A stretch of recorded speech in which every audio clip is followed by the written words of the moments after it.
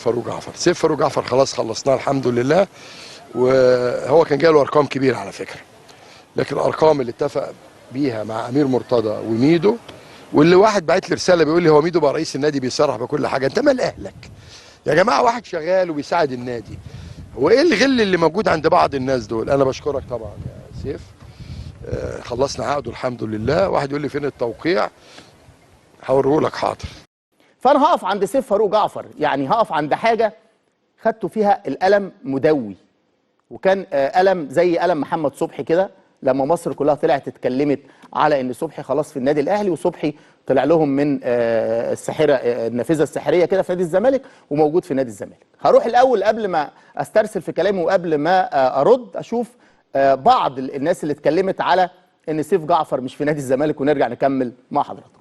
مع سيدي قول يا ستموني قول يا حلو بانت لبتك اول ما دابت قشرتك يا عيني تحرم عليا محبتك وراح اتوب عن سكتك. يا سلام القلب منك مليان جفا والصبر من قلبي اتنفى وضاع معاك كل الصفا ضيعته بعندك يا قفا يا قفا يا قفا.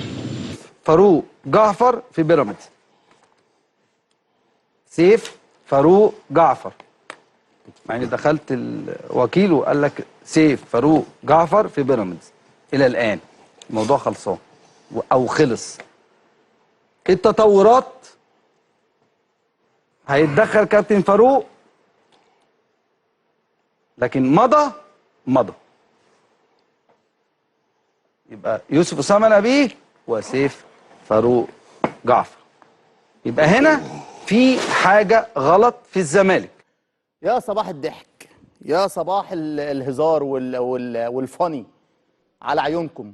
يعني ده بعض، ده يعني ده جزء من كل. والله انا قلت للزملاء يعني كفايه ما تعرضوش بقيه الناس، لاني كان قعدنا اسبوع كل البرامج بكل الناس ما بتتكلمش غير على سيف فاروق جعفر، يوسف اسامه نبيه، هو ما فيش حاجه، وسيف مضى وسيف ما مضاش، وادي سيف فاروق جعفر النهارده مع رئيس النادي بمنتهى الادب والشياكه والاحترام والرقي بيمضي النادي الزمالك. فقولا واحدا سيف فاروق جعفر في نادي الزمالك. مضى مضى في نادي الزمالك.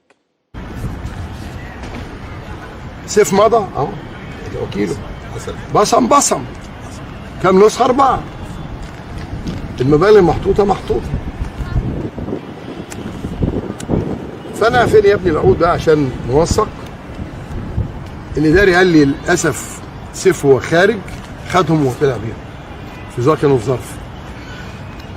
فلما كلمه قال له يا ابني انت العقود معاك ليه؟ بتاخدهم ليه؟ قال عشان والدتي تمضي جنبي. ماشي، المفروض كان جابهم امبارح كان ايه؟ السبت. الراجل جه وقال له جاي في الطريق وما جاش. طب ايه بقى ما جاش؟ فوجئنا ان سيف عايز ياخد 12 مليون جنيه في السنه. 12 مليون؟ انا لو عملت كده يا جماعه يبقى ببوظ اوضه اللبس. انا جبت نيمار قدامك وجبت عقد حسام قدامك، قلت لهم بياخدوا مليون اللي هم بيلعبوا في المنتخب، فاللي ما بيلعبش في المنتخب هديله 12 مليون؟ ازاي يعني؟ هدمر اوضه اللبس يا كابتن عبد الواحد. فانا ايه لما لقيته بيماطل كده، الراجل انا كنت جايبه عشان كذا موضوع وسالته عن سيف وما يوسف، قال لي الاثنين مش عايزهم، والدليل ما بلعبهمش. اللي بيبيع النادي مش عايزه. واخد بالك يا شوبير؟ انا مش محمود الخطيب، انا اللي قلت الساعه 2 لو ما جاليش فلان وفلان ما لهمش دعوه بالنادي. تمام؟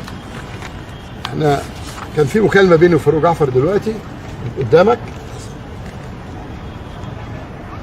وبقول لك يا جيهان انا وقفت معاكي كتير والدته، لكن انا مش مستغرب بصراحه. اي راجل ومراته بيتخانقوا بيضربوا بعض بيقتلوا بعض، بس بيعيدوا الولاد عن مين؟ المعركه. انت خدتي سيف واخته شهدوا ضد ابوهم في النيابه وفي المحكمه، وبناء على شهاده الولد والبنت خدوا 3 سنين سجن. خد 3 سنين سجن لما طلع لبنان عيال. انت دمرتي نفسيه ولاد. وعشان كده لما سالت فاروق انت اخر مره قعدت مع سيف امتى؟ من حوالي 10 سنين. يعني تخيلي ان تجرأتي وخدت الولد والبنت يشهدوا ضد ابوهم، انت متخيله النفسيه بتاع الولاد او نفسيه الاب؟ ها؟ ابنك عندك، الراجل مش عايزه والنادي مش عايزه وانت كنت موجود، لكن النادي ما بيسيبش حاجه. ده بلاغ للمحامي العام الاول نيابه شمال الجيزه. العقود اللي خدها من ورا الاداري اللي مضى عليها الاربعه وكان موجود لما وقع وبصم حازم واحمد ابراهيم، دي اسمها ستيله على مال عام، دي عقود ملك النادي.